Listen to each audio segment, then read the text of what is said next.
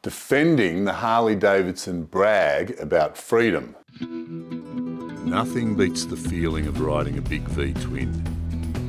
Awesome torque, iconic sound, and that feeling of a powerful beast under your control. A mechanical, almost alive feeling that's second to none.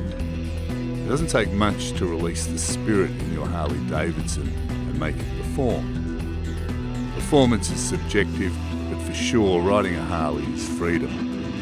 Freedom's in the blood and life force of a Harley rider. Let's taste it now.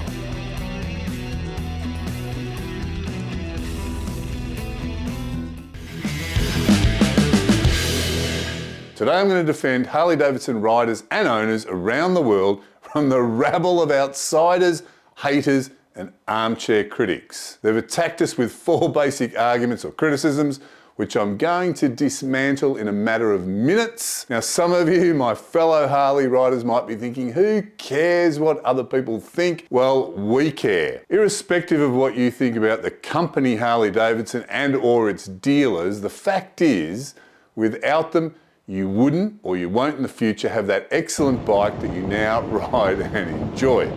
Secondly, you wouldn't have any avenue to get parts, and also for most people there'd be no maintenance to keep them going into the future. So you need Harley Davidson to thrive, and therefore it's our duty, like evangelists, to convert, subvert or torture into submission any and all critics. Let's go.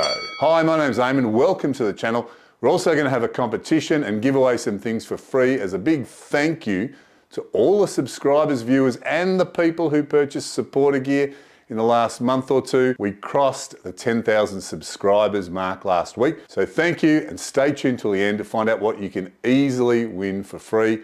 It's not even winning, I'm just giving stuff away. Criticism number 1. You Harley guys only purchased a marketing image, an image of freedom and rebellion, nothing else. The Harley haters will say that Harley Davidson has cultivated an image through their obviously very powerful marketing arm, and you Harley fanboys, you've fallen for it hook, line and sinker. So really we need to look at the concepts of freedom and rebellion. What is freedom and who is actually free? Freedom means you can do whatever you want, when you want. It means you've got the power, or perhaps we could say the right, to act, speak, even think how you want. Seems pretty obvious. Maybe your definition of freedom means you're just not locked up. Put in the comments what freedom means to you. There are laws, which is often a good thing, so you could argue that no one's totally free. There are taxes for anyone who earns money, and you could argue that's extortion and no income earner is free. If you're poor, and even if you live in paradise on an island, you're trapped and restricted in what you can experience in the world by virtue of not having enough money. Anyone with responsibility to other people or responsibility to any financial payments or debts is not free. That includes anyone paying off their house or credit card, anyone who's got a deadline to meet, anyone with employees, children or a spouse is also therefore not free. Wealthy people are captive to their investments and any material possessions that they own, because all of this requires upkeep, which is much greater than maintaining a front lawn. With Indian Larry's name still on the original transferable title registration from the state of New York.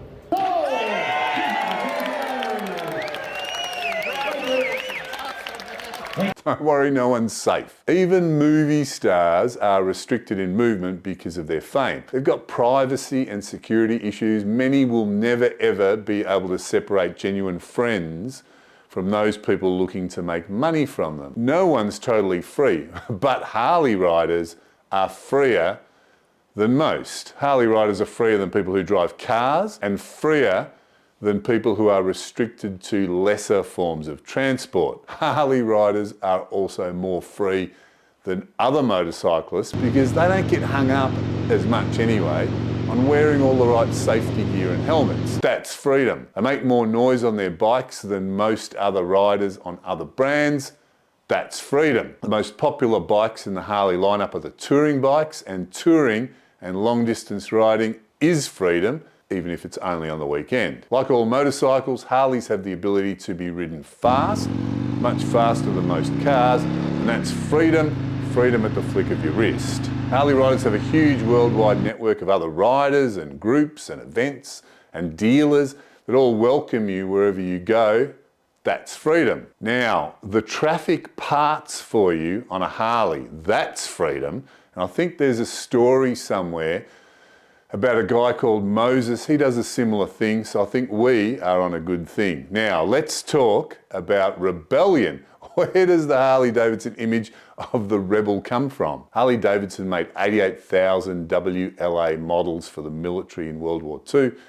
They were used predominantly as messenger vehicles and military police vehicles during the war. After the war, the military sold off the surplus to the public at a discounted rate. Now, a lot of soldiers returning from the war picked them up, and as ex-servicemen were struggling to settle back into normal society after, I guess, the danger and the risks associated with war, they formed motorcycle-based groups, and I guess the group structure appealed as they were used to organised groups already from the military. After the war, during the Cold War era, the culture in the USA was very conservative, with a lot of paranoia directed at anything away from the norm. And the threat of communism was heralded by government forces to rally and unite the population. Sounds like they clicked onto the easiest way to control people, which is create a common enemy. That sounds familiar. During this time, motorcycles and groups of guys riding them were already outside of what was considered normal. The media, of course, helped the rebel image along when the infamous Hollister incident happened. For those of you who haven't heard of that, in 1947 in the town of Hollister in America, it was an American Motorcycle Association rally. There was a bit of commotion and drunken behaviour, but this was reported as rioting and taking over the town. And that's also where the term one percenter that's associated with outlaw motorcycle clubs comes from. Legend says that the American Motorcycle Association claimed that it was only 1% of motorcyclists who were causing trouble, and the other 99% are cool dudes that will bring your granny an apple. Now, the Hollister event was made famous in the 1950s. There was a Hollywood movie starring Marlon Brando called The Wild One, and of course, the baddies in the movie all rode Harleys. So from all of this, that's where we get the image of motorcycles and black leather jackets linked to rebels and troublemakers and lawbreakers, being continued via the media ever since. Now, during the 1960s, it sort of morphed into a more free-spirited image with movies like Easy Rider. That movie portrayed individuality and freedom from the rat race. And this association with freedom, law-breaking and rebellion has continued all the way till now. Now, the Harley Davidson corporate machine ran with freedom-associated marketing hype, which in my view is very clever and works well. Now, here's the interesting thing. To someone else that rides, jumping on a motorcycle is not really a big deal. But to the outside world, motorcycles are dangerous, and those that ride them are associated with masculinity, rebellion, being wild and free. You're doing something that's outside the normal way of life for most people, and this is freedom. Outsiders think that you are all of those things because you ride a motorcycle. And as I highlighted recently in my video, 5 reasons you think Harley Davidsons are beautiful, to most outsiders, well, they think motorcycles are Harley Davidsons. So to answer the first criticism, you only purchased the marketing image, well, the answer is yes and no. The so-called image is actually reality for most people, and therefore it's true. If I'm a pencil neck geek riding down the road on my Harley and I pass someone who says, wow, there's a really, really, really tough and free rebel, then it's true, I am in his eyes. And maybe only 3 people in the world can call me out on this. Mike Tyson. Left hook, good night. Oh, there's Nikita.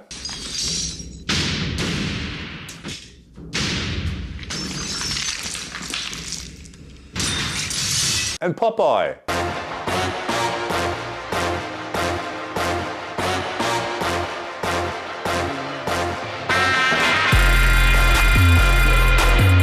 Now, criticism number 2, Harley riders are not free. Most purchase their bikes on payment plans and therefore not free at all. Well, I've already addressed this. Anyone purchasing anything on a payment plan has obligations, so you're not free.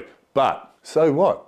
People who say this are implying that it's bad to buy now on credit because you'll pay more in the long run. Well, you're free to do as you please. It's your money. What about if you can't afford to pay cash for a Harley now, but you want to experience the joy of it before you die, before you can't ride anymore, before your Aunt Betty's birthday, before you go to the toilet? You're actually free to make choices within certain boundaries, choices of your own. Of course, you're going to pay more if you take a loan because you're using someone else's money to get something now, but you're free to do that, and you're free to give people the middle finger salute when they criticise your choice. Criticism number 3, Harleys are so expensive, but all you get is a slow and unreliable bike.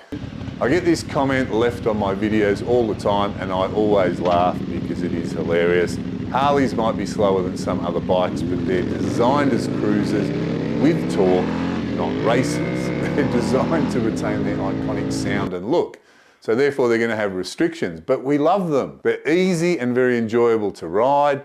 They're comfortable, and on the street they're more than enough, unless you're really wanting to pretend you're at the track. There are easy mods to get them going hard, and plenty of people are getting high torque and high horsepower figures from the latest model bikes. Now, reliability is an interesting one. I've owned all sorts of bikes for 40 odd years, and I've seen no difference in any of the brands. In fact, sports bikes are much more expensive to maintain than any Harley I've ever owned. And that's obvious. They've got more complex engines, so therefore, things are more likely to fail. The unreliable Harley image comes from the 70s, I think, when AMF owned Harley Davidson and they dropped the ball with quality control. And of course, there's also some laughable stats that came out in 2014 and 2015. A lot of people quote these stats. I don't know why. There was a Consumer Reports reliability study, they called it. Harley came in 6th most reliable after the Japanese brands, more reliable than Triumph, Ducati and BMW. But this is basically rubbish statistics. It's a report on people's opinions on what they think, not proper statistics about what is reliable and what is not. And of course, this doesn't even include the number of sales that each manufacturer's made or the kilometres that people ride on their bikes, both of which would dramatically affect the statistics. I don't know why people would quote that report. If you do, well, you're silly. So when you hear someone say Harleys are unreliable, you know they've got no motorcycle experience or no Harley Davidson experience, or they've just had a personal bad run themselves, which is going to happen to somebody. Criticism number 4, Harley riders are not tough guys or individuals. I get that one all the time. They're just old fat guys who all wear the same pirate gear. Now this is a good one. Who is actually tough? Certainly not someone who can punch hard. That's an acquired skill. It's usually the person who can endure and gets back up again after being knocked down. It's the people who have suffered and survived. The people who understand pain. And this has got nothing to do with age or weight or Harleys. But remember, a lot of this, we're talking image, is in people's imagination.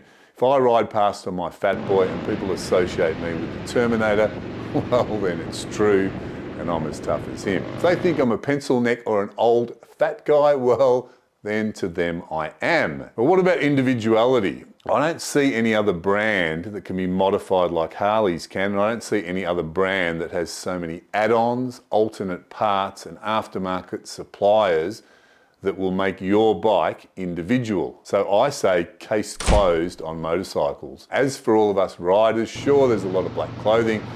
One leather jacket is not the same as another. There's a lot of variety in the Harley community and not everybody wears black. As I've said in other videos, all groups conform. You'll find similarity in clothing and looks for Power Rangers, adventure bike riders, and then look at cafe racers with all their retro gear. And this extends way beyond motorcycles. It's just people in general. People are tribal. Even non-conformists join non-conforming minority groups. That's laughable. But each and every one of you is an individual, no matter what you do or wear. There's not one single person in the world like you. So cherish the thought. You're an individual and you are irreplaceable. It's giveaway time to celebrate crossing the 10,000 subscriber milestone.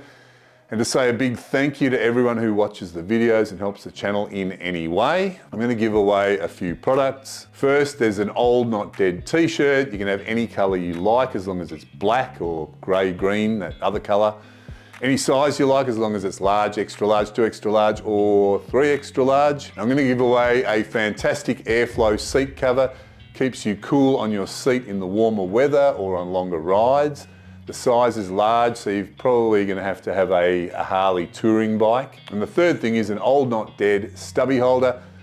Perfect to keep those beers or whatever else you drink cool. I'm going to give away one of each, very easy. All you've got to do is be a subscriber. You can do that right now, subscribe. Like and comment on the video, say g'day. Follow me on Instagram if you have that. I'll put the details below. Jump on the website, go to the contact page, send an email with which of the prizes you'd like. Include your t-shirt size if you want a t-shirt, but also include your YouTube and Instagram usernames so I can actually find you. In the email, tell me in one paragraph which of this channel's videos you like the best and why. All the valid entries will go into a draw.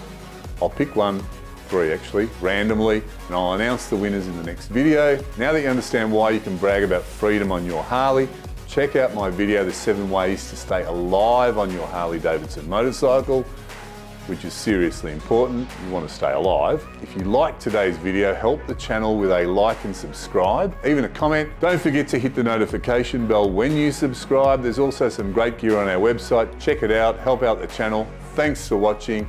Stay fit, stay healthy, and I'll see you on the next video.